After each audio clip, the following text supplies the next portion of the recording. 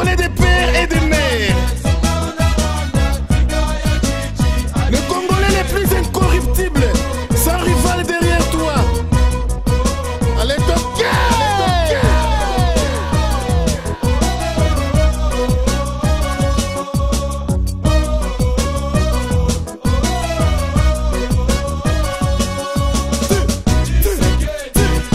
Père de la démocratie, le premier docteur en droit au Congo. Les Congolais des pères et des mères.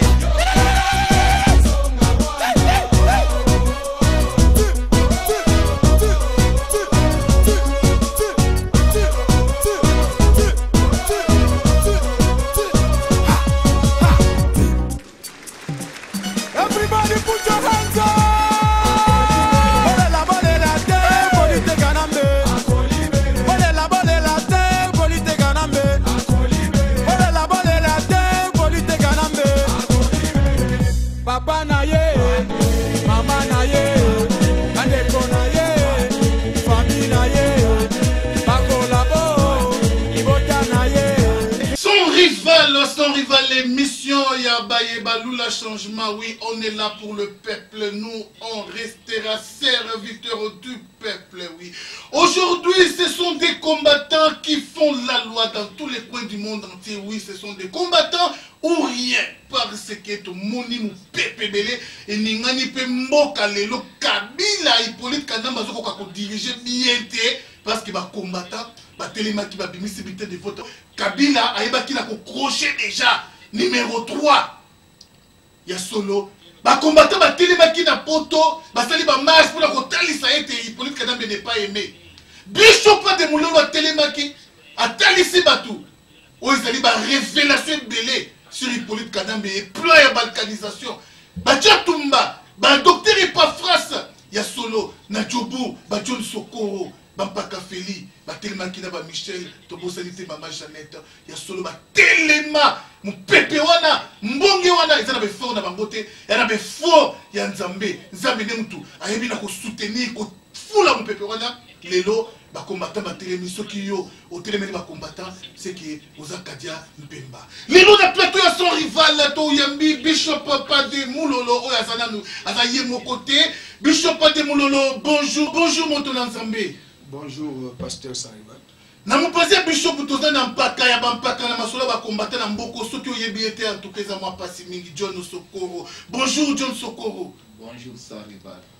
Ya solo baza bango mibale te toza pe na maman na biso to benga ke maman parce que azali mutu ya yambo parmi basi wa banda masolo ba combattante na mboka oyo il s'agit de Jeannette Bibo. Bonjour Jeannette. Bonjour pasteur. Ya solo émission les émissions Kanda. Et ça émission ya Kanda makasi par c'est que Hippolyte Kanamba za ko s'entêter, malgré toutes les manifestations ça les malakono sur le monde. Hippolyte za ko s'entêter mais suka na nango ezate ke to bengane susu mais suka na ngo ezade akufa o bishopaloba akatwa adaye. Alors moto na zamba ya kana révélation belé tina te ko poser la question belé a pied bisabiso nini oya memeli biso lelo na son rival Bishop pas de Moulolo malobézé pas na yo. Merci beaucoup toza doyen John Sokoro parce que na maman na biso ya maman ya yambo première dame ba combattante résistante Jeannette sur to l'équipe boyese que to lingi to le sabino makambu o izoli kana mboka na o peso le kana na Johannesburg dans l'Afrique du Sud. So moni na di konanga John Sokoro aleki donc ba lega mingite para Philippe lega mingite donc so ba leki dexo likambo ezali so ko moni Michel aleki même ba leki nanga Dieu aleki c'est que likambo ezali mais loko na lingi ko isa bandeko to sake mission na yo na sans rival na John Image to sake mission to leseka on a Congo mikili lelo to ina bana mikili pona koloba ke bana Congo mutako rekile azate nako marché ba monter lelo na yeko yebisa Hippolyte Kanamba alias Joseph Kabila na bandeko na yo nyonso bobima na Congo o nyonso azali rwandais bobima na Congo Congo au congolais Rwanda au rwandais ndenge Angola aux angolais Belgique aux belges français aux français nazo senga nazo ezali ko senga te, c'est un ordre. J'ordonne à tous les Rwandais babima na Congo dans l'immédiat. Soki bobimite to pesibino une semaine. On nous a dit Rwandais, alias Joseph Kabila, alias Jeannette Kabila, alias Zoé Kabila, alias Selemani Kabila, Ruberwa, Moïse Nyarugabo, Kengo Wadondo, Deo Rukwiza, Bisengemani, Vital Kamere, tout celui qui est rwandais, to boybino na Congo, c'est maintenant ou jamais. Parce que bientôt l'assaut final, opération assaut final, tout celui qui est rwandais, à partir de Yo Inyendi, Hippolyte Kanambe, Bima na Congo. Après une semaine, Soko Bimite, na Sokoli Maboko Lokola Ponce Pilate, Oeko Komela Bino et Komeli Bino. Parce que, comment on peut expliquer agression Oyo, ba Esperia, Nations Unies Balobi, Monesco à lobby, ndeko na biso baza na Est, tout basoda M23 bazoye bisa baron que nous sommes des Rwandais. M23 ce sont des Rwandais qui nous attaquent. Ezali rébellion, ezali agression. Na 98, 96 plutôt, Kagame a lukaki couverture nationale. C'est-à-dire quoi? A placé Liboso Nani, oh Babengi Mouzé Kabila. Le malheur du Congo c'est lui. Il n'est pas Azali Nani éroté. Lelo ok Moussa Nyamouissa zo pese mboka tchelo boko boye. Alimi sur couverture nationale. Ya nazo senga na bino a yo Hippolyte Kanambe alias Joseph Kabila. Bima na Congo, ba Rwandais nyonso bo bima na Congo. Soki bo bimite, tozali toujours na continuité ya opération 1998 suite et fin. Ya nazo senga na bino to fongoli couloir en tant que serviteur de Dieu évêque bo bima na Congo. Bobi Mana Congo, trop c'est trop. 2 millions de déplacés. M23 Mdekonanga Sokoro, Banda Yeka Kalamingite, 200 000 morts. Des femmes comme ma soeur, ma fille, bazo violé Bango. Banda ya 18 mois bazo violé. Les Rwandais Bobima na Congo. Les Rwandais Bobima na Congo, si vraiment Pemawa, ça c'est le mot d'ordre du général Bishop Élysée, pas des moulolo. Il y a solo, toujours continuer toujours, il y a solo combattant. Des combattants, respect na yo, John Soko Lobinin. Merci Mingsa Rival. Et là, on a eu la bête à 7. Batu bakanisa iba Rwanda bakanisi ke Bishop Élysée Azaye Moko. Ba mona ki sa rival Azaye Moko na John Image pour na opération balansa ki opération Boma Rwanda Tikanyoka. Ba ko sanate ke baza bango moko biso tout ça simana bango kutu na mona to bandi ko boma te fallait to banda ko boma to banda de action po bango pe ba bomi trop surtout M23 nde Bishop auti ko loba awa 200 000 morts mais biso na to bomite do ba komi ko monde la biso ya osakana te omoni elo we pe ça la passe neni M23 mongo o ebimi ezana na circulation na Congo te mais ba fouti ba soda M23 na mbongo wana Hippolyte Kanambe donc eloko ya M23 eza Joseph Kabila mais na moni ba Thomas Luwaka na moni ba badi banga ba na conférence moko na Hippolyte donc lobi na la liberté ala na tala on internet na la liberté bon on a te baza ko aveugle biso mais pourquoi pas ba bomie mbala moko Mutazuite, Batiki Chichiwap, Chicha Zalagite. Opposition. Opposition, eza Thomas Luwaka. Thomas Luwaka a opposition te. Naza senga na peuple congolais. Atia Jean-Pierre Bemba Maboko, Jean-Pierre Bemba Abima. Poto benga na Thomas Luwaka. Donc aza opposant te. Aza na kin, mais libumu na yenyo sote na kingakati. Bango tout. Ba politicien Congo tout mabumuna bango atako azana Kivu mais libumuna ye kingakati donc mabumuna bango tout kingakati elo na ngene na loba yango wana. Oui, John Sokoro, merci beaucoup. Tokozongela bino lisusu Jeannette. Et c'est la coupe pas c'était ndenge ba bien encore Jeannette Kabila pe mususu kuna pe ba pe Jeannette Kabila oka ndenge nini yo pe Jeannette ye pe Jeannette oh Jeannette ya bien nga za Jeannette ya congolaise ya za Jeannette ya rwandaise mais ça tout ça la différence mais et ça la passe Congo nga na moni to bundelaka bato maluwaka wana te John Soko to bundela Congo c'est to bani ko tala bato maluwaka na banani wana to ke place to kende ne esika moko mais basa la bundela Congo to bundela Congo to bundela to maluwaka te oyo ezaka neti bozo sa rali oyo ko ya botiki ebino bo continuer il faut to continuer kaka muto ake kozwa mbongo na epa Hippolyte botiki ake kozwa biso to continuer to lemba te donc nde toza boye to bando obundaka kaka parce que bashebe ya bakufa na mona ndiye bato musu balamuka bamatungulu bakufa bato musu balamuka bazobunda donc biso pe loso toza te bato babunda nga na mona foto bunda tomalo waka so akeya azwi to ti dongoli epembeni biso tozo continuer na lit na biso lit otokotika te to bundela peuple to bundela Congo et non tozo bundela parti politique moko non tozo bundela Congo. Jeannette ndenge ba Rwanda ba kepesa memo na Nations Unies na Vatican et puis na Londres contre Bishop Élysée pe son rival oya bimisa ki vidéo wana sikona ba Rwanda wana ozolo ba nini mais Bishop a démontré que bango pour na génocide ça la malamboka pour ni ça l'accès qui bango mangam nyoso tout on les a ba maligance bazo ça là juste ka pour na déstabiliser mouvement même soko bangisa bato ba ozala na foi te bato ba ozala na peur ba otika oh biso to yebi ke to otika te to continuer ka ko bunda to za vraiment ko continuer ko bunda to lemba te pasteur to bunda to continuer ba émission ko leka so nga lekite ba omona Bishop ba no leka kaka ando leka osala intervention et loko nyoso to ko leka to omona ngo eza contraire na mamna biso ambuka to leka. Merci beaucoup Jeannette Bishop Papa de Moulolo. Vous ne trouvez pas que tous allez qu'on soit stratégie belé pour la kobundisa ko intercaler avancer à M23 parce que bah la plan ya ko balkaniser Congo oui c'est bien mais vous ne trouvez pas que le mieux serait de se débarrasser d'abord d'Hippolyte Kana pour faire les lots to bosani moi Hippolyte Kana mais tout le monde la guerre est oh ils ont la distraction pour éviter to ko lukaka to barrer yemoko Hippolyte Kana na mboka au moins la plus va guerre aussi là. Merci beaucoup.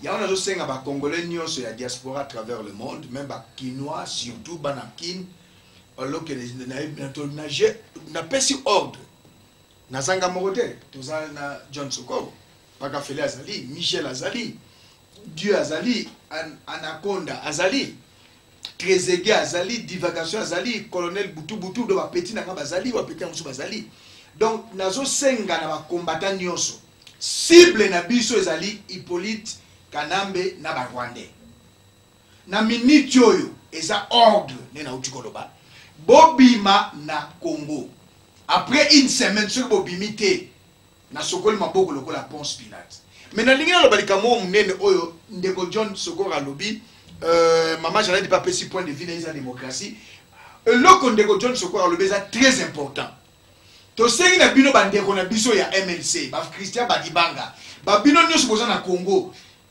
mutu wana bokoki koyamba yete celui qui est l'obstacle pour la paix au Congo. Joseph Kabila c'était Rwandais. Azali chef de l'occupation rwandaise na Congo. Azali président élité. Le président élu c'est Etienne Tshisekedi wa Mulumba. Alors ce qui est le boko kutana na ye ezali un grand mal. Bo salima be ya munene. Lelo akena Kampala. Akekutana azoluka kaka ba maintenir ye na pouvoir. Le 27 juillet Azala Kepaya, Edouard de Santouche, il a fait 5 heures du temps. Le 1er août, Museveni a Kepaya, Edouard Santouche, a Goumeli Lissous. Donc, dans 9 pays frontaliers, nous avons 2 pays, Congo, Brazzaville, Zambie, au Bazaba Bantou, Bazo comprendre. Mais d'où Santouche, président Edouard de Ozali Bantou, Ngaza leader, il y a peuple Bantou. Il y a ligue, il y a peuple Bantou. Nous avons 5 ans, aucun banabanilotique.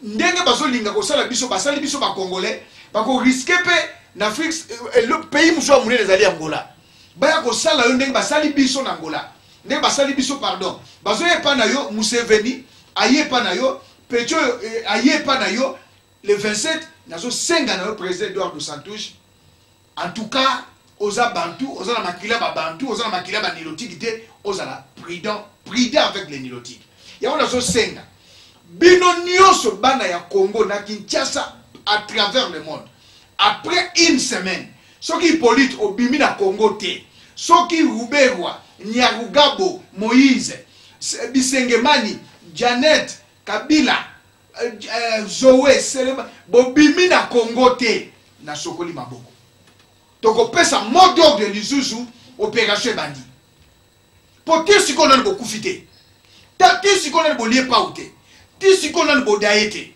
bebiso plus de 8 millions de morts. Pasteur, j'ai suivi l'ambassadeur ya Congo na France à Lobinin. Plus de 8 millions de morts. Plus de 8 millions. Bakisa na 200 millions. Au moment où nous parlons, les femmes violées. Mais ils allaient sur la participer mawa. Yango to sengi na bino, boki na bino pas Amérique parce que c'est votre frère nilotique Obama.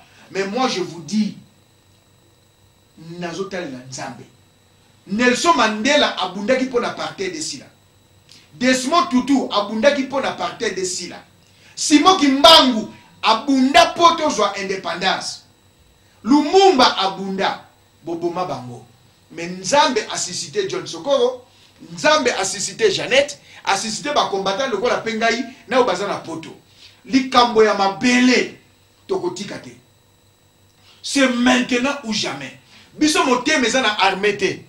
Pour armer la biso commandement la logistique et ça na maboka ba Rwandais. Alors biso sikoto ça soulèvement populaire ezali article 64 de la constitution. Autre ça les violence légitime. Okoloba ke biso balobi ba petio na ba lia pau, ba petio na ba daye, ba petio na ba toka ta ba mutu. Mais soki le longa na za na ndap. Na ba na 8, obomeni nga ba na 5. Na ke na justice non. Na ko se défendre. Ezali violence légitime. Ya wana solo banabino. Banilotique, ba Rwandais, bobi na Congo. Soki bobimité, oyo bino bosala na est, eza muke. Eza muke. O boko mona na le mumbo mona te. Exemple moko, ba combattant bazo sala rien. Leki na ngai Henri Moke général, auti wa Congo. Luozi, eza kombe poko makini. Le même jour comme na kini. Pe je vous apprends na bandudu batu baza. Na ba Congo batu baza. 4000 hommes baza na ville ya Kinshasa. Toyebisi bango John Sokoro ne boso mona mbila makaba bomba so ezate mbila ndo boso mona wana mbila 4000 hommes bazana Kinshasa to lakisi bino pe to tani bali to lakisi bino to ba mi bali merci Henri Moke force tranquille général Henri Moke ayena luozi na kanisi makambo ebele ochumbe merci donc na kanisi makambo ebele 4000 hommes bazana Kinshasa to fongoli couloir en tant qu'évêque ba congolais bantu mitema malam to sengi na bino banilotique bobima après une semaine sur bobimité to ko bandana yo Joseph okendaki OK ozo Kampala OK passa et pas ya Eduardo tu biso na pas présent Eduardo au Kabonate angolais c'est un congolais Brazzaville aza congolais à Kinshasa gabonais ivoirien baza bantu au Kabula biso te na ba tchadien na ba centrafricain na ba béninois bino boye na mboka na biso bozali ba éleveur bozali ba tumoko ba nomade peuple moko instable boye su bo sakana na biso c'est maintenant ou jamais muto lemba te na komba o kombe lembi na friti ba kombata bazalaka te o so kombe lemba mbele ba sali pétition contre ba congolais te. Moi j'appelle cette pétition ça contre Bishop te contre diaspora. Pétition ba sali contre ma congolais. Ce n'est pas contre moi. Et longa ya David ezalaki longa ya ba Israélite mobimba. Pétition ba sali contre Ndebonanga John Soko, contre Maman Jeannette, contre Petit Mobutu, Gilva. Donc ba sali contre Henri Moke, contre Général Ngando. Mais bino moko ba Rwanda ba sali pétition. Omoni Rwanda no bagate. So omoni Rwanda bandi koloba. Essuie abando banga. Bazana sécurité. Boza mkie boye. Net gutu ya mai na océan. Tala tokolia bino. Toko dame bino. Toko tafuna bino, toko bokuta bino. Une semaine bobima. So bobimité 4000 hommes bana Kinshasa. Bishop Pepe de Moulolo ya solo vraiment ezali pasi pemawa c'est maintenant où jamais tous les Congolais doivent s'élever. La Congolais noso il faut vraiment ba la muka na pongi parce que tant auto komi ezatamoko ya mabe makasi. Solo to la dakio awa ba kutani Kabila, na Museveni, tout ça, mais au lobby, ce qui a été vraiment l'objet à Masolo Nabango. À traiter les acquis, Nini. C'est là qui vraiment Nini juste. Merci, Mingsa Rival. À traiter, on m'a évité. Et ça, la bango, la bango. Et ça, cop, la bango, la Rwandais. Problème est allé à Oya Makas Nini. Kabila, na Kagame, na sommet, na bango, ya Oya, Oezalagi, na Éthiopie. Na Dizabeba, Bakutanaki. Basale pe na Museveni. Ceux ba Congolais ba oyebate Kabila.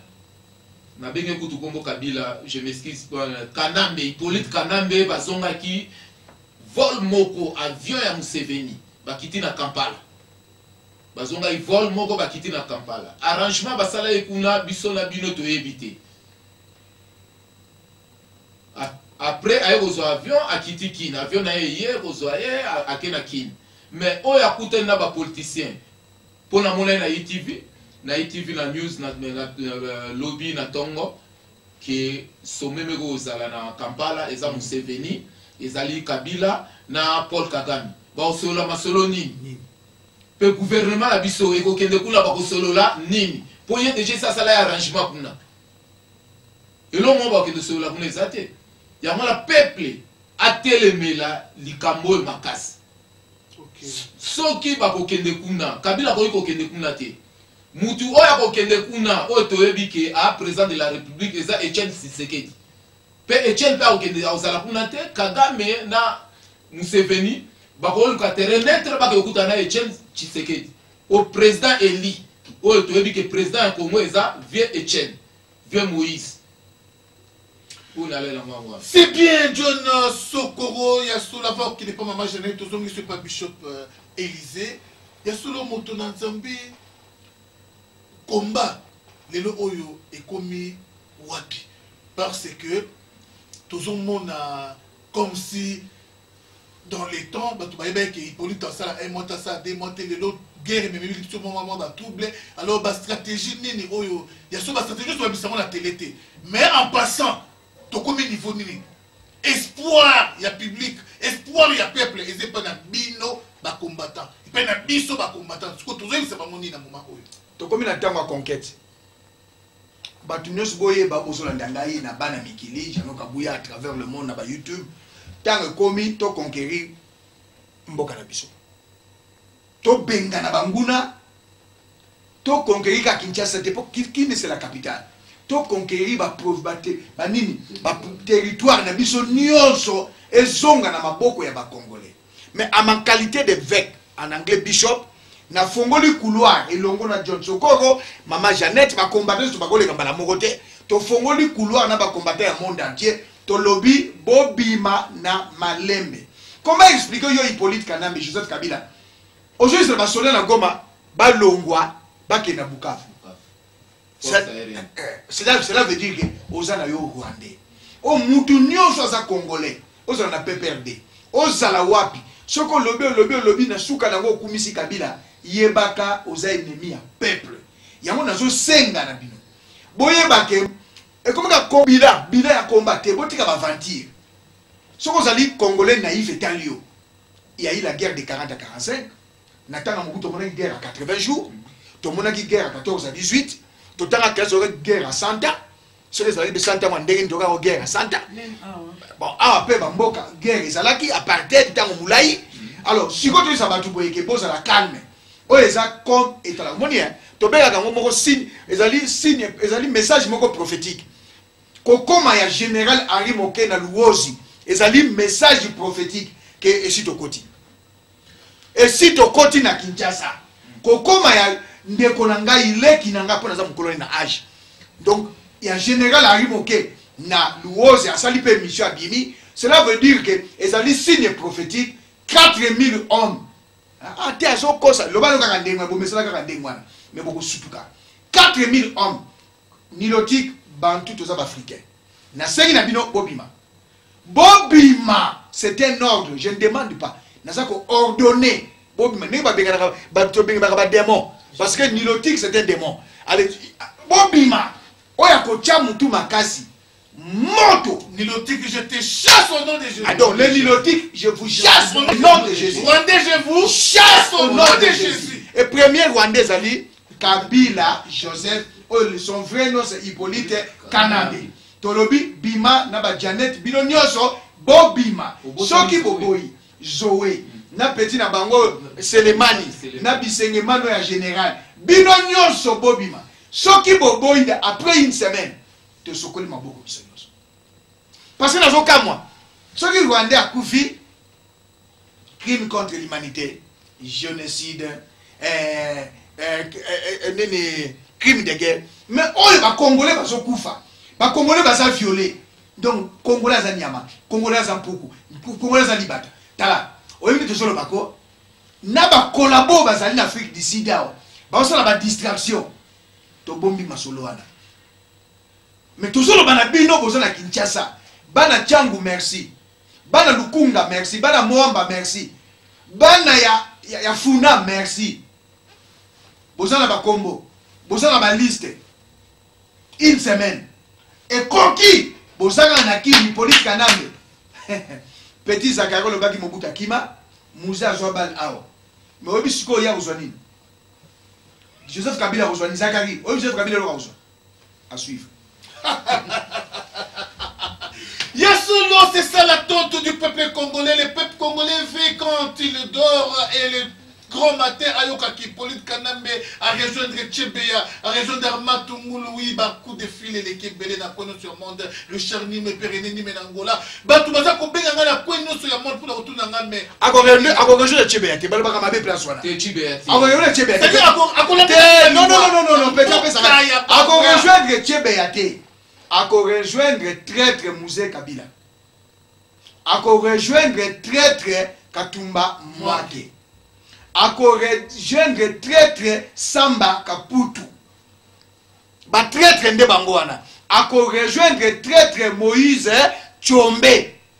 Ok, merci pour la correction, Bishop Papa de Moulolo, oui, Tokomi, Kopoussa, na petit à petit, na fin, il y a tronche na biso, mais moi je vous rassure, na baino so baza kotunisa maku, un des 4 matins, solo bokoyo kakazate, tangu, Moussa Koufaka na veille nango, je pense que c'était comme, ils allaient net mikolonyoso, batualia, bazo mela, bazo vaquer na occupation na bango, mais, Mouzé Akoufaki. Alors il n'y aura pas un son de cloche noué Kobeta. Kaka Akoufa lobi na tongo. Akoufa lobi na tongo te. Kaka neto la to la mukaka. Boyo kazali susute. Malobana mère Jeannette encouragé pe bande ko maman d'Afrique du Sud ba tellement pe na combat maman Jeannette solo combat basi. Tout ça besoin pe basa les belé.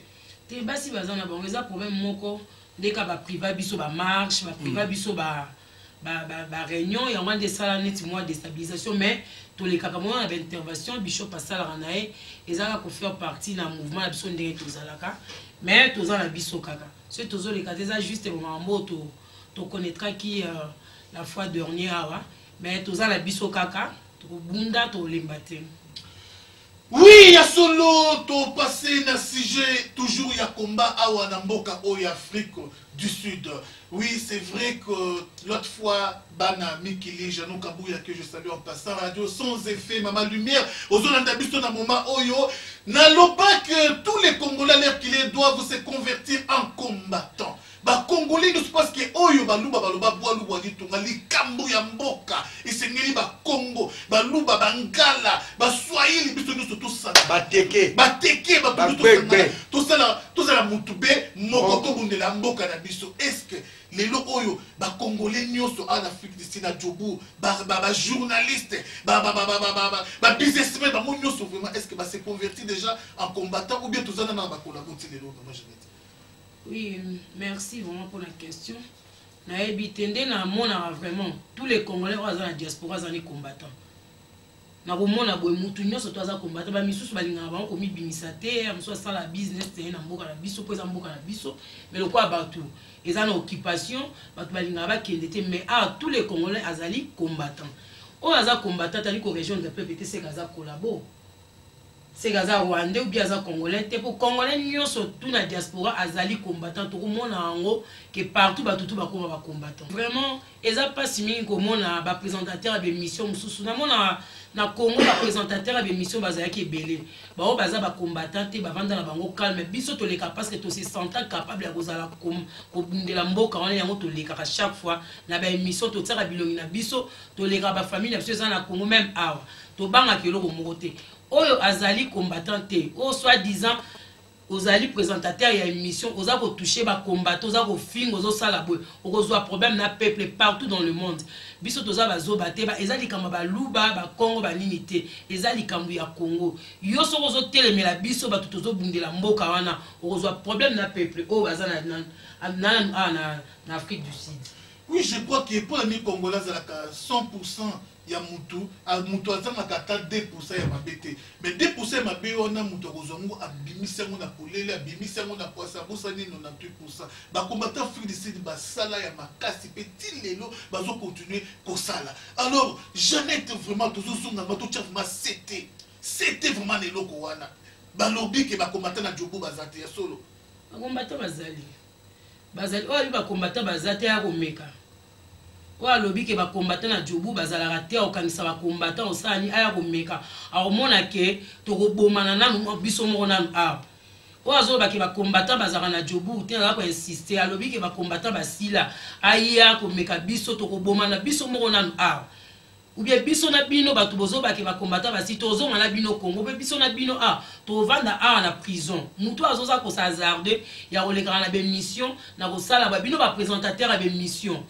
et belé va vendre Daniel quoi bino se sentir capable au bundana va combattre na mboko to osila na mutu wana passe là peut-être prison et ça la marée pas papa na bango prison de la ya bango bango ba chaka mutu ba lingi na prison TM sous vendre bino bozo bunda mutu mo azo contredire bino chaque jour contredisant biso point chose à combattre solo région de biso so région de biso te collabo biso chaque jour ko finira biso bana potobola na mutu wana te chaque fois zo le gars zo contredire lit donc c'est batinda ya ko déstabiliser bato ba obundela peuple biso a tozo bundela peuple kin maleba obetsa musique te parce que yo olobi non c'est que yo zo ya ko tia conflit kin malebo na ba combattant lobi kin malebo zo problème to si to comprendre yo kin malebo ezali place ya ba combattant te ezali business ya mutu ba combattant bazalaka awa kin malebo a soutenir ba combattant bien soutenir ba combattant te entre parenthèses biso nde toza botokotika ko bunda tenga sala na kin malebo naza moko ya kati ya kin malebo tobike na kin malebo musique alibande ebeta te musique ko beta ya awa nde to autoriser bato awa pona kin pe ba o baza kuna ba beta mais awa e ko beta te soi-disant yo présentateur ya émission tika ba combattant calme koloba mamba ba combattant pour resolver problème na ba combattant net ngamonde nazali fâché contre ba émission na oza ko sala pona ba combattant pona za moko na kati ba combattant to ko tika ote oleka ko lobara donc position no tozo ebate. Mais la vérité est que les combattants font la loi. Combattants soit ici kaka nengezali. Combattants soit habitués qui ne gauche ata ozaminga. Ozengambo zanani tu vas fléchir tes genoux. Combattants soit le bin à droite ato leke dingwe na makasi tu vas fléchir. Merci. Nous sommes arrivés à la fin de notre tranche avec John Sokoro, avec Bishop Pade Moulolo et Maman Jeannette Bibo. Oui, merci à tous les fans de Sans Rival. Je vois Maître Darly, intelligence plus sagesse égale Maître Darly Solo. Merci à Maître Olivier Lusinga. Merci à Batoma Kassinyoso. Il y a JRG, il y a Solo na Sepela Manabino Mingi Manzaka. Manzaka, il y a Solo Mukua Moko. Merci na Gusha Mokila Ngando. Merci na Microba Tenterente. Merci na Maître Banza. Merci na Yemoko Anakonda. Il y a Solo Likofi Moko 30 balala na se. Très aigué. Merci na ba Maître Nyoso. Aussi Sans Rival Kasoupe.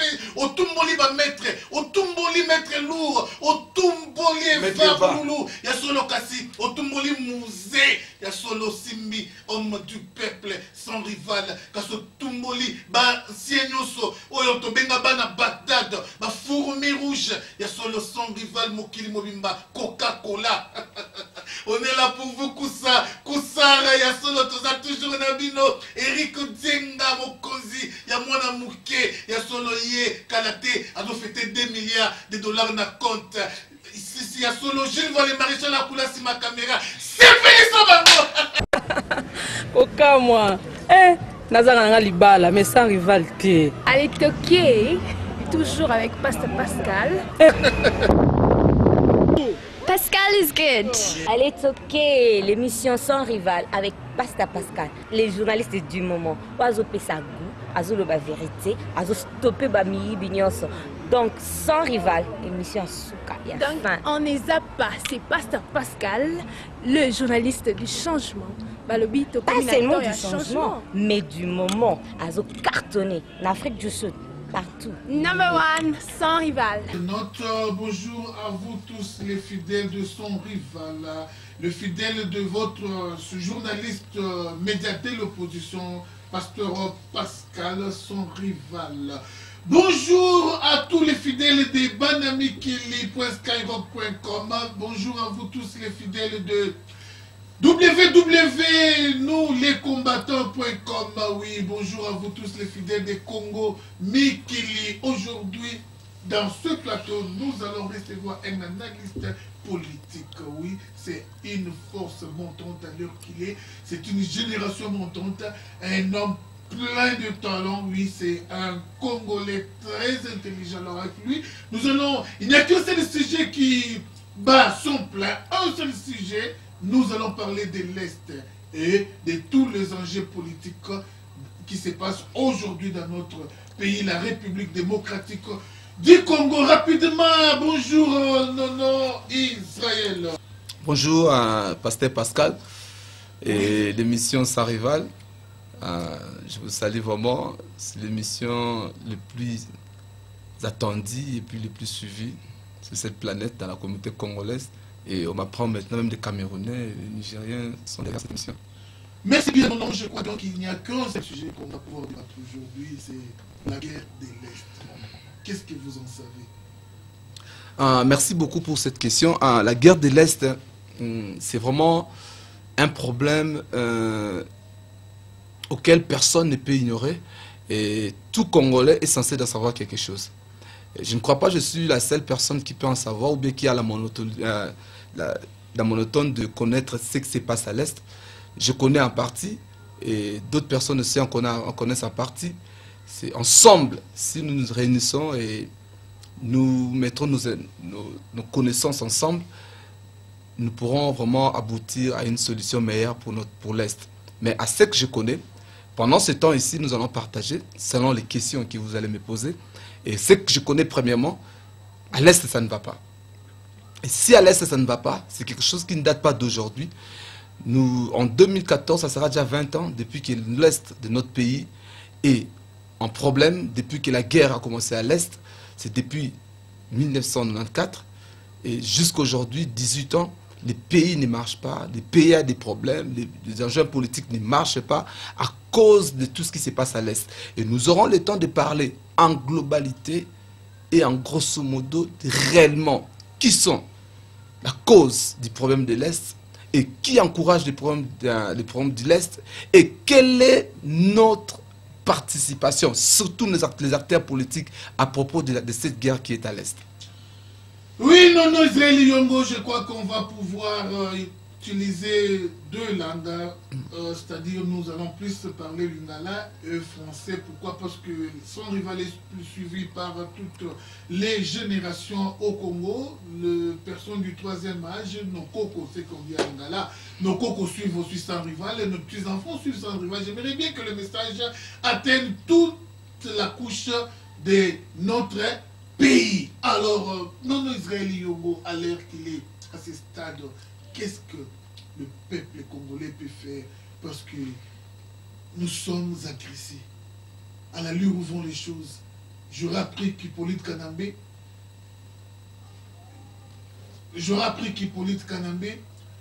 a acheté des armements à Ukraine. Et c'est lui qui fournit les M23. En dehors de ça, j'ai aussi appris par mes réseaux qu'Hippolyte Kanambé a ordonné aux militaires congolais qui sont à Kivu de pouvoir dégager et il a remplacé le militaire rwandais. Tout ça, les Congolais voient et entendent. Mais jusqu'à présent, il n'y a pas encore une forte réaction de la part des Congolais pour contrecarrer le plan des Rwandais. Alors, M. Noré Ngwanda, oui, beaucoup de gens croient à se dire, Papa Etienne Tshisekedi, l'homme de la non-violence, oui, c'est notre président élu, lui a opté la phase de la non-violence. Et maintenant, M. Noré Gwanda et Général Mounene, il est temps maintenant à eux maintenant de réagir. Maintenant, j'aimerais avoir votre point de vue là-dessus. Ok. Sur tout ce que vous venez de dire là, que Kaname a quand même désarmé nos militaires et il les a vraiment empêchés d'être sous le front du combat. Ça, c'est vrai, j'ai appris ça. Et hier, j'étais même en ligne avec les gens et qui me l'ont confirmé. Il a fait ça. Mais le problème plus, sur le problème de l'Est, nous ne pouvons pas compter sur Kaname.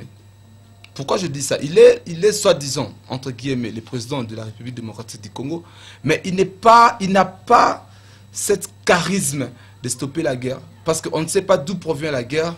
Si là où provient la guerre, ce qui y est pas ça parmi bateau va provoquer guerre. Alors, entre guillemets, pour la solution à problème est du Congo, je compte pas sur la présence de la République démocratique du Congo. Je compte premièrement sur notre armée et sur la population congolaise. Quelle est la part de l'armée et quelle est la part de la population congolaise? Au niveau où nous sommes arrivés avec l'Est du Congo, les problèmes de l'Est du Congo, ce n'est pas les habitants de l'Est. Les problèmes de l'Est du Congo, ce ne sont même pas nous, le peuple congolais. Les problèmes de l'Est du Congo, c'est les problèmes des Rwandais. Ça, maintenant, on doit le dire à cœur ouvert. Il faut que les gens, même les gens qui ne veulent pas accepter cela, les gens doivent accepter cela. Les problèmes de l'Est du Congo, c'est les Rwandais. Et le Rwanda, quand on parle du Rwanda, on voit cette ethnie Tutsi, dont la personne qui, oiseau dirigeant, c'est Paul Kagame. C'est Paul Kagame qui est la cause de toutes les désordres qui se passent à l'Est du Congo. Alors, partant de là, comprenons que Paul Kagame est la cause de tout ce qui se passe au Congo, et en même moment, c'est lui qui parraine le pouvoir de Kabila. Nous comprenons déjà. Je ne suis pas sûr que Kabila aujourd'hui pourrait dire non aux décisions de Paul Kagame. Paul Kagame, il est le maître de Kabila. C'est Paul Kagame qui dicte Kabila. C'est Paul Kagame qui contrôle le pouvoir de Kabila.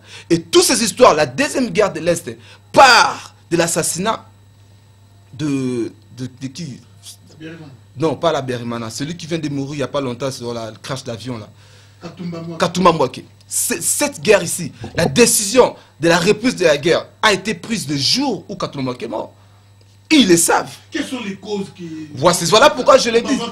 Non, ce sont les causes maintenant. C'était parce que tu vois ce qui se passe maintenant au Congo, c'est comment?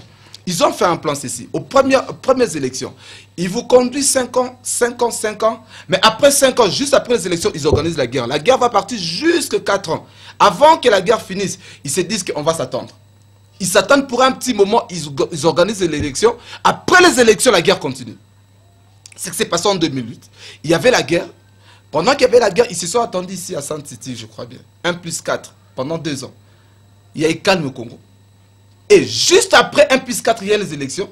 Après les élections, Kounda-Batoire est venu. On est passé avec Kounda-Batoire 2006, 2007, 2008, 2009. Ils font quelque chose, un petit jeu qui sont en train de jouer. Ils ont arrêté Kounda-Batoire, soit disant qu'il est arrêté, mais il est libre. L'homme circule à Kigali. Je suis au courant de ça. On nous a appris ça. On le voit, on parle avec certaines personnes au téléphone. Il circule, soit disant qu'il a été arrêté. Enfin, qu'il y ait seulement élection qui disent qu'on respecte les processus électoraux au Congo. Ça, c'est un plan qui est fait pas seulement pour les Rwandais, pas seulement avec les Rwandais, mais c'est un plan que les Occidentaux les connaissent bien. Les Belges, les Français, les Américains, les Allemands, ils les connaissent. Et ils l'ont planifié, ça sera comme cela. Et maintenant, là, après les élections, avant les élections, je crois que Katumba qui est mort juste après la proclamation des élections, quelque chose, ou bien avant, 2 ou 1 semaine avant les élections du Congo. Ils se sont décidés les stratégies à prendre après les élections. C'est pendant ce temps-là, pendant la réunion où on décidait, le Premier ministre actuel, il a fait partie de cette réunion. Pendant qu'on discutait avec Kagame, pendant qu'on discutait même pas, pendant que Kagame leur dictait, leur donnait les stratégies à voir, les ordres d'avoir après les élections du Congo. C'est alors que, étant que nationaliste, je crois bien qu'Katumba Mwake a assez résisté dans certaines décisions de Kagame. Parce qu'il pourrait dicter Kabila, mais pas tout le monde. C'est la cause même de sa mort, la guerre de maintenant. Et après lui, ça a continué, tout a été planifié. Matata Mponyo savait ce jour-là qu'il serait le Premier ministre. C'est le jour où il savait qu'il serait le Premier ministre. Tous les mascarades qu'ils ont fait là, non, on a nommé celui-ci, celui qui doit être consulteur, les gens doivent venir te voir, te consulter. Bakutananayo, tout, ce sont des mascarades. Matata Mponyo le savait avant même les élections qu'il serait le Premier ministre au Congo. Vous voyez? Alors, toutes ces choses-là, ce sont des mascarades Et ils l'ont fait textuellement en 2006, comme ils ont fait en 2006, après les élections. Juste après les élections, maintenant le nom a changé. Ce n'est plus coup d'abattoir, c'est maintenant M23. D'où provient M23? Qui sont M23? Qui est ce Congolais qui est derrière? Quel est ce pays-là où les Congolais, s'ils veulent revendiquer leurs droits, ils vont seulement à Rwanda pour rentrer au Congo? Pourquoi pas ils vont entrer par Angola? Pourquoi pas vers Centrafrique? Pourquoi pas que côte appartient à Zambie? Pourquoi seulement vers le Rwanda? Parce que les Rwandais en savent quelque chose. Et cette fois-ci, c'est plus dangereux parce que l'homme blanc a changé de stratégie. Même Kabila là, malgré qu'il a accepté tout cela, si vous voyez cette guerre-ci, la guerre aux autres Est, et cette guerre Moko Oyo, le peuple congolais, du plus petit au plus grand. Je vis dans la Bible où il y avait jeunes, même Banyama Bajenaki, Nassi Pasteur, pasteur. Bana Israël, pour la déportation, faire gêner même Banyama Balati Basaki, côte na gêne. Donc, les problèmes du Congo maintenant, même les plus petits, même moi, on ne le fait côté dans les Congo Est. Parce que les Congo Est, c'est trop dangereux parce qu'ils ont risqué percussion, même dans 40 ans. Tout externaliser le problème. Il y a toujours avancé, toujours babou. Donc, tout la participation du peuple pour le problème Congo Siko, c'est tout le monde qui doit comprendre que le Rwanda est notre ennemi et tout Rwandais est notre ennemi. Tout Rwandais est notre ennemi. Oui, je crois bien que le peuple congolais adore le verbe. Le peuple congolais adore parler. C'est très bien. Crier tout haut, on a fait, on continue à les faire. Ce sont les Rwandais, ou le Rwandais, pardon, ce sont les Rwandais qui nous attaquent, qui nous agressent. Alors, Hippolyte Kanambe, c'est un Rwandais, ceci, cela, oui. Nous sommes habitués à conjuguer ces verbes. Mais ce qui nous manque, nous, c'est la réaction. Ce sont des remèdes. Qu'est-ce que les Congolais peuvent faire à l'heure qu'il est pour que le plan des Rwandais échoue, pour que le plan des Occidentaux échoue? C'est là où le bateau est. Non, Israël, tout ça, la nini pour le moment. On a besoin que Bino, analyste politique, ça va ordre. Qu'est-ce qu'on doit faire? Ce qu'on doit faire normalement, il faut parler le langage, il faut tout le langage où l'envers, c'est maintenant, il faut que toute la population congolaise, que ce soit les diasporas, que ce soit les gens qui sont au Congo, de parler un langage que les Occidentaux vont comprendre. Parce que les Occidentaux, quand vous leur parlez au langage... Papa, tout le monde a un langage à marche. Tout le monde a un langage de Tambolana, Sambilamba. Tout le monde a un langage nyonso.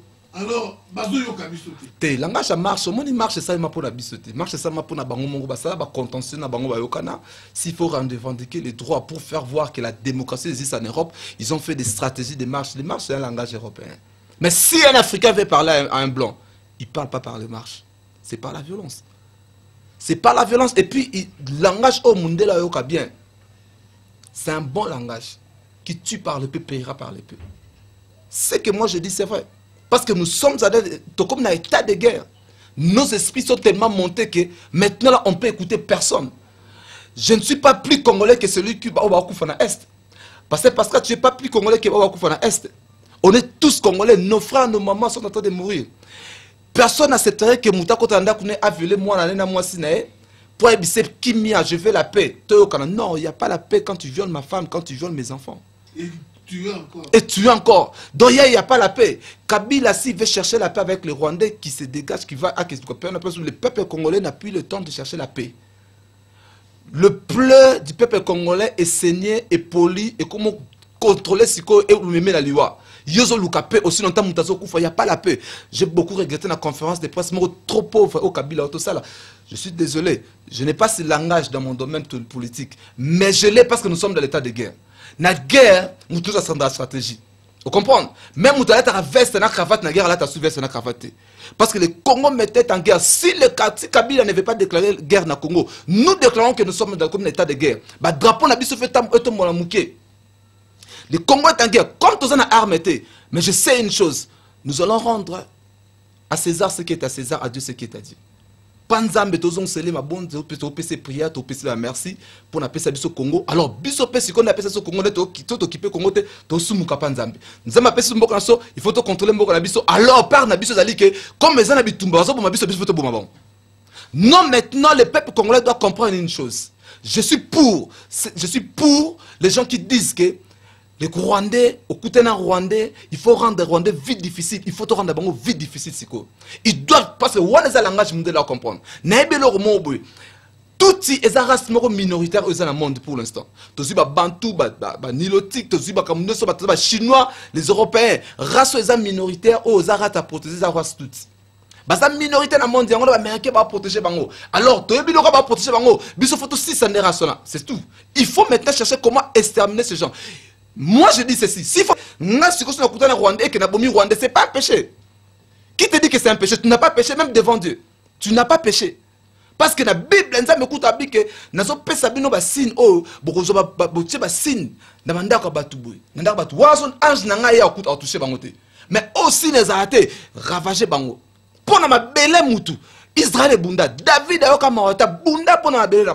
Jusqu'aujourd'hui, l'Israël combat pour la Bénin. Si les Israéliens sont Palestiniens, pour eux, ils ne pêchent pas. Mais si un Congolais agit contre les Tutsis, Bobi qui a péché, non, c'est plus question de péché. Pour la Bénin, nous avons ça conclusion. Le Congo nous appartient. Alors, la stratégie de Bunda, pour récupérer la Bénin, partout tu es, un Rwandais, à cause de la Kimiate. Un tout à cause de la Kimiate. Ne comprenez pas Congolais qu'on va tout à la Kimiate. Non, tout à comme la main était pas sur Congolais Zali. Il faut trouver un état d'esprit. C'est le langage que les Blancs doivent comprendre pour te libérer beaucoup d'Abisso. Les Blancs ne libérera plus jamais le Congo, surtout le langage journalier. Il faut que tout ça, on a comme une insécurité, on a comme un monde. Soit comme une insécurité, c'est alors solution comme Mounana. Parce qu'ils auront peur du peuple congolais. Objectif de ce Moko, rendre la vie de tous nuisible sur cette terre des hommes. Afin que le Congo rentre dans l'état autosakinon. Bravo, bravo, bravo, non, Israël Yongo, bravo, coup de chapeau à cet homme, c'est un analyste politique, un nationaliste du sang, oui, non, Israël Yongo, oui, vous qui êtes loin de vos moniteurs, vous qui êtes loin de vos petits écrans, approchez-vous car non, Israël Yongo est en train de dire des bonnes choses qu'il faut suivre. Alors, à l'heure qu'il est, mon frère, je tiens à faire comprendre ou rappeler encore nos bien-aimés qui sont aux États-Unis, au Canada, partout en Europe.